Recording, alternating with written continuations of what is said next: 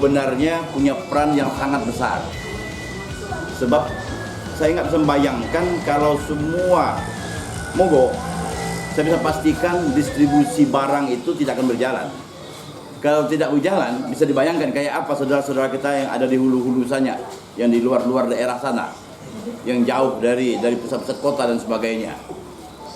Nah, jadi artinya ini sangat vital dan driver itu merupakan komponen ekonomi yang sangat penting, sebetulnya begitu. Cuman sampai detik ini belum pernah dibahas orang, belum pernah diangkat orang. Betul.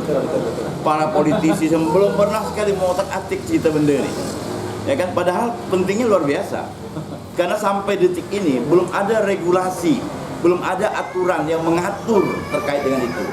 Sebenarnya cantik sekali kawan-kawan, saya ngomong kawan-kawan di DPR di provinsi, ini harus ada perda, ada peraturan daerah yang mengatur tentang supir dan apa hak dan kewajibannya. Kemudian pihak katakanlah bos juga, dia juga harus punya apa kewajibannya sebagai mempekerjakan supir misalnya.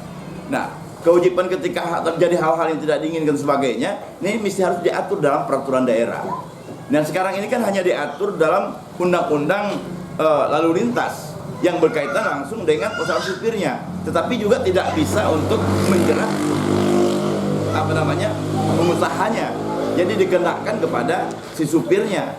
Yang penting supirnya punya SIM sesuai dengan koridor yang ada, berarti yang punya kendaraan itu selesai urusannya. Tanggung jawab penuh adalah si pemegang pengendali atau si supir memegang kendaraan tadi.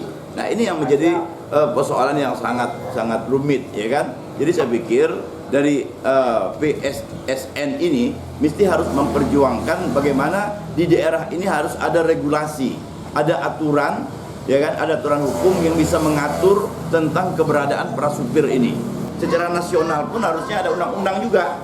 Kalaupun tidak ada undang-undang khusus, mungkin dicantumkan di salah satu beberapa pasal yang ada di undang-undang lalu lintas misalnya, atau apalah undang-undang sifatnya, cantolannya di sana tentang berkaitan dengan persoalan supir ini tadi. Tapi yang terjadi kan belum ada. Sampai di daerah pun begitu, tadi saya katakan dalam peraturan daerah pun tidak ada, pergub juga tidak ada. Pendek kata, tidak ada satupun regulasi, tidak satupun peraturan undang-undang yang bisa melindungi para supir, nggak ada. Nah, jadi kawan-kawan sekalian, ini yang paling prinsip sebetulnya terkait dengan persoalan hal-hal yang akan ditemukan oleh kawan-kawan semuanya yang bergerak dalam dunia itu, yang tadi saya katakan tidak ada regulasi yang mengatur tentang terkait dengan keberadaan profesi supir ini. Nah, kawan-kawan sekalian, kemudian ada PSSN. Sebenarnya ini organisasi yang bagus sebetulnya, sepanjang dalam PSSN ini sendiri adalah solid, ya kan? Saya berharap bahwa siapapun yang masuk dalam PSSN ini ada keluarga besar. Yang namanya keluarga, satu saja dicubit, maka yang lain semua merasa sakit. Nah, ini mesti dibangun gitu. Solidaritas yang harus terbangun, ya kan? Satu saja ada supir kita, saudara kita yang tercubit, maka semua anggota kita akan merasa sakit. Artinya apa? Solidaritas ini mesti dibangun terus, harus terbangun. Nah, persoalan di dalam keluarga besar itu macam-macam orang, itu biasa. Kayak model bangunan, ada yang jadi pasirnya, ada yang jadi batunya, yang ada jadi semennya. Ya, yang jadi pasir biarkanlah menjadi pasir, jangan dipaksa dia menjadi batu, ya kan gitu. Yang batu biarkan dia jadi batu, jangan dipaksa jadi semen, dan seterusnya. Sehingga artinya apa? Berjalan dengan baik gitu. Kita saling memaklumi satu sama lain. Sehingga organisasi ini betul-betul solid untuk memperjuangkan, intinya satu, bagaimana menciptakan supaya supir itu tentram, aman, nyaman, ya kan, dan ada keselamatan. Nah, sehingga keluarga kita pun yang di rumah pun merasa aman juga, ya kan, tentram juga ketika ditinggalkan. Nah, inilah kawan-kawan sekalian berbahagia. Termasuk juga persoalan yang kedua adalah persoalan kesejahteraan. Nah, kesejahteraan ini juga mesti harus ada kejelasan. Nah, mungkin saya nggak tahu komitmen di supir seperti apa gitu ya, dengan pihak perusahaan dan seterusnya. Harusnya ini juga diatur. Tidak boleh harusnya orang sembarangan untuk menjadi supir. Nah, harusnya akan cantik sebenarnya yang boleh, nah, kalau ada regulasinya ya, kalau ada perda misalnya, dan perda itu diatur yang boleh menjadi supir oleh perusahaan itu harus ada rekomendasi dari organisasi profesi. Apa profesi? Misalnya PSN. Oh, itu baru mantap. Jadi orang nggak bisa macam-macam. ya kan? Nggak bisa bos ngambil di pinggir jalan karena dia punya persyaratan SIM dan sebagainya, tapi kalau dia tidak punya, berada di organisasi profesi.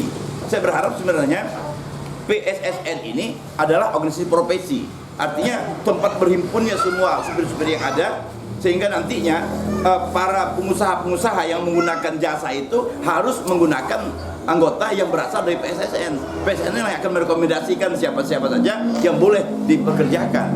Saya sebagai mediator misalnya, mediator hakim, nggak bisa sembarangan, harus ada syarat-syaratnya. Nah juga supir harus begitu.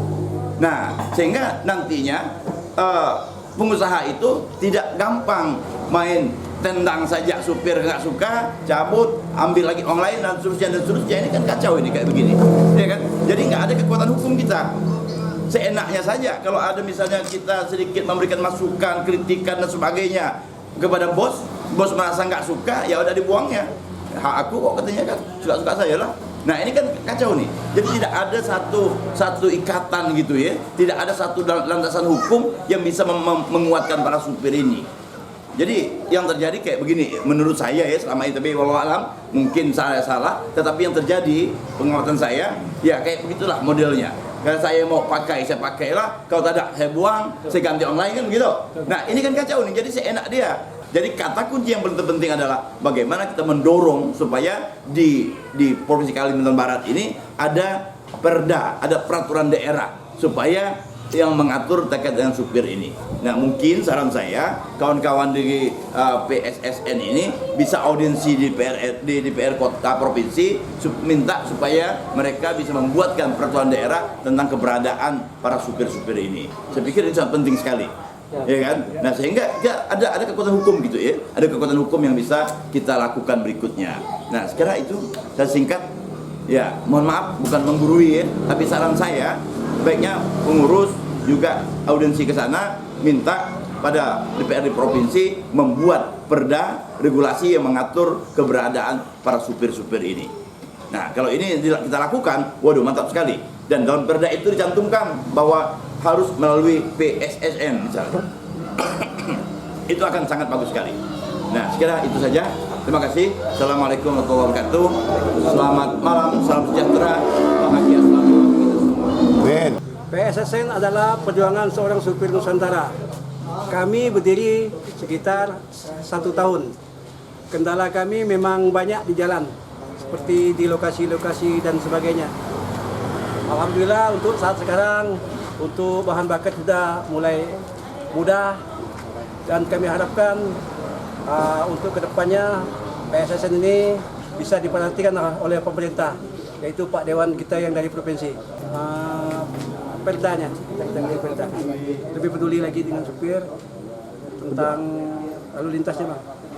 Kendala kita di lapangannya itu tentang masalah BBM, masalah laka, dan masih banyak yang lain lagi, Bang. Kami harapkan pemerintah daerah khususnya di Kalbar ini bisa memperhatikan PSSN untuk menjadi pelopor lalu lintas, Bang. Sejauh ini udah berapa orang sih Bang anggota dari PSSN? 6.000-an. Se-Kalbar atau Se-Indonesia. Se-Indonesia. Kalau di Kalbar udah berapa cabang Bang? Di 14 kabupaten kota, Bang. Udah review Bang? Iya. Jadi kehadiran PSN ini sebenarnya adalah salah satu organisasi yang bisa membantu pemerintah gitu ya. Kehadiran PSN ini sangat bermanfaat betul bagi pemerintah, yang seharusnya pemerintah terus untuk melakukan pembinaan terhadap PSSN ini ya kan. Karena di PSN ini adalah merupakan organisasi para supir-supir semuanya, driver semuanya berada di PSNN ini. Jadi harusnya pemerintah ada upaya untuk bisa terus mendorong supaya organisasi ini tetap berjalan dengan baik. Nah, kenapa? Karena para driver ini adalah suatu hal yang sangat paling penting di dalam konteks pendistribusian barang di seluruh wilayah di Kalimantan Barat, bahkan di seluruh Indonesia. Jadi ketika driver bermasalah, maka tentunya distribusi barang pun akan bermasalah. Nah tentu yang kita ketahui di lapangan saat sekarang ini banyak sekali masalah-masalah yang dihadapi oleh para driver. Tapi pemerintah sendiri kurang, bahkan tidak ada upaya-upaya untuk melakukan advokasi pembelaan terhadap para supir ini sendiri. Dan bahkan terkesan para supir ini termarginalkan. Artinya para supir ini selalu pada posisi yang tersalahkan gitu ya. Nah karena tadinya tidak ada satupun regulasi yang mengatur keberadaan supir gitu. Jadi yang sangat penting sekali ini yang dirasakan oleh para supir adalah tolong buat peraturan daerah, ya kan, peraturan daerah yang terkait dengan keberadaan supir ini. Bila perlu secara nasional dibuat undang-undangnya, ya kan, undang-undangnya. Yang sekarang ini tidak ada sama sekali, satu pun tidak ada regulasi yang mengatur tentang hak dan kewajiban para supir. Dan bahkan di dalam undang-undang ketenagakerjaan pun banyak yang dilanggar oleh para pengusaha, ya kan, terkait dengan hak ini. Baik itu masalah pesangon, masalah BPJS dan sebagainya, terkadang para supir ini terabaikan. Jadi saya pikir ini pahlawan-pahlawan yang terlupakan ini harus segera untuk mendapatkan perhatian yang sangat serius dari pemerintah.